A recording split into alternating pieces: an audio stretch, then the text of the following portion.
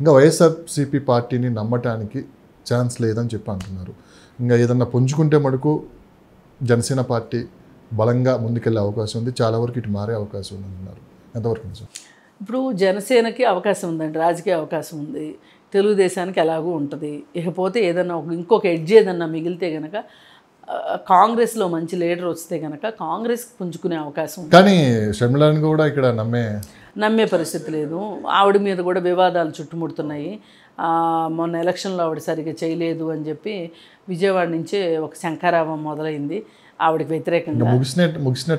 అదే ముగిసినట్లే. కాకపోతే కాంగ్రెస్కి మటుకు ఇప్పుడు వైఎస్ఆర్ పార్టీ వాళ్ళందరూ ఎటుపోవాలి? జనసేన లేదా కాంగ్రెస్? జనసేనలో కన్నా రావాలి. జనసేనలోకి ఎందుకు వస్తారండి? నాయకులు అయితే కొంతమందిని తీసుకోరని క్లారిటీ ఉంది.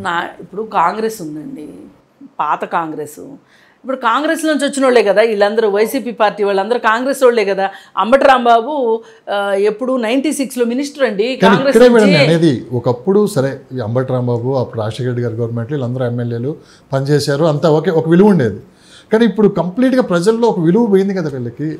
అవును, ఏ మొహం పెట్టుకొని మళ్ళీ వీళ్ళు ఒకవేళ సరే రేపు కాంగ్రెస్ పార్టీ వీళ్ళు కాకపోతే కొత్త తరం నాయకులు రావాలి, వాళ్ళ కింద నాయకులు ఉంటారు కదండి. వాళ్ళు ఇప్పుడు వైసీపీ లేకపోతే ఎడిపోతారు చెప్పండి?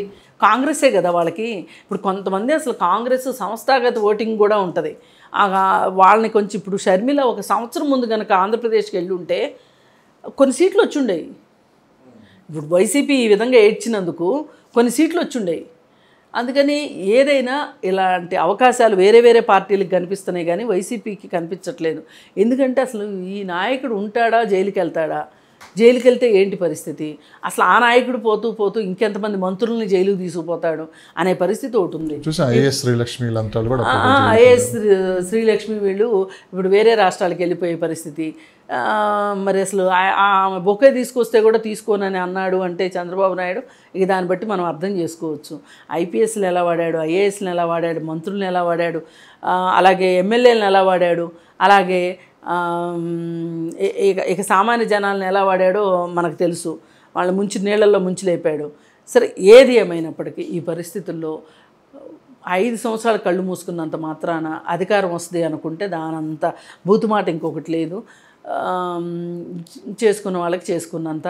ఇప్పుడు ఈ 5 సంవత్సరాలు నువ్వు ప్రజల్ని రాచి రంపాన పెట్టి బాధలు పెట్టినందుకు గాను నీకు కరెక్ట్ అయిన ప్లేస్ ఇచ్చారు. ఇప్పుడు వస్తే అసెంబ్లీకి రా, ప్రజల తరఫున మాట్లాడితే మాట్లాడు. రావద్దనైతే ఎవరు అనరు కదండి. ఆయన రావటం రాకపోవడం అనేది ఆయన ఇష్టం. వస్తాడా, ప్రతిపక్షం కూడా కాదు కదా ఇప్పుడు కాకపోయినా పర్లేదు, మాట్లాడవచ్చు. ఒక ఎమ్మెల్యేకి రావచ్చు, ఆ ఎమ్మెల్యేలు మాట్లాడవచ్చు. ఎమ్మెల్యేలకి రైట్ ఉంటుంది, మాట్లాడే రైట్ ఉంటుంది. ఇప్పుడు ప్రధాన ప్రతిపక్షం పవన్ కళ్యాణ్. మొత్తం మీద తీసుకున్నామంటే భూస్థాపితం చేస్తామన్న వాళ్ళు భూస్థాపితం అయ్యారు.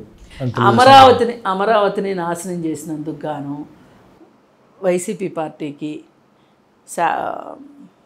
తగిన శాస్తి జరిగింది. కానీ 40% ఓటింగ్ మనకు పడింది. మన ఓట్ బ్యాంకింగ్ ఎక్కడ చెక్కు చెదరలేదు. అదేనండి, ఆ నమ్మకంతో మనం ముందుకు వెళ్దాం. కరెక్టే, ఇది కూడా కరెక్టే. ఇప్పుడు ఈయన ఇచ్చిన పెన్షన్లు మరి వాళ్ళందరూ ఓటేయకుండా ఉంటారా? వాళ్ళని చూసుకునే కదా ఈయన ఎగిరింది. నీకు మెజారిటీ పోనీ 40% ఓటింగ్ ఉంది అనుకుందాం, మరి అంతంత మెజారిటీతో వాళ్ళు గెలిచారు కదా. ఇప్పుడు వాళ్ళ గెలుపు నీకు గెలుపుగా అనిపించట్లేదా? నీకు 40% ఉండటం ఎంతసేపు, ఎన్ని రోజులు ఉంటుంది ఈ 40% అధికారంలో లేకపోతే? ఇప్పుడు ఇక్కడ జరిగిన తప్పులన్నింటినీ సవరించుకుంటే చంద్రబాబు నాయుడు వచ్చాడు అనుకోండి, వీళ్ళు ఎందుకు వేస్తారు మళ్ళీ ఈ 40% నీకు ఎందుకు వేస్తారు? నువ్వేంటి చేయాలి గెలవాలి అంటే? ఈ 40%కి ఇంకొక 10% తెలుగుదేశం ఓటింగ్ శాతాన్ని తీసుకోగలగాలి. ఆ విధంగా తీసుకోగలిగిన సత్తా నీ దగ్గర ఉందా? నీ మంత్రుల దగ్గర ఉందా? నీ ఓడిపోయిన ఎమ్మెల్యేల దగ్గర ఉందా? ఎవరి దగ్గర ఉంది? నీ చుట్టూ ఉన్నది తిప్పి తిప్పి కొడితే ఈ రోజుకి నీకు జీ హుజూర్ అనేవాళ్ళు ఎవరు? ఆ జోగి రమేషు అట్లాంటి వాళ్ళు తప్పితే నీకెందుకు ఆ ఎమ్మెల్యేలకి ఎక్కడ దాకా ఉండుంటుంది? ఇప్పుడు కొంతమంది మంచి ఎమ్మెల్యేలు ఉన్నారు, వాళ్ళతో నువ్వు పని చేయనివ్వలేదు, వాళ్ళకి అధికారం ఇవ్వలేదు.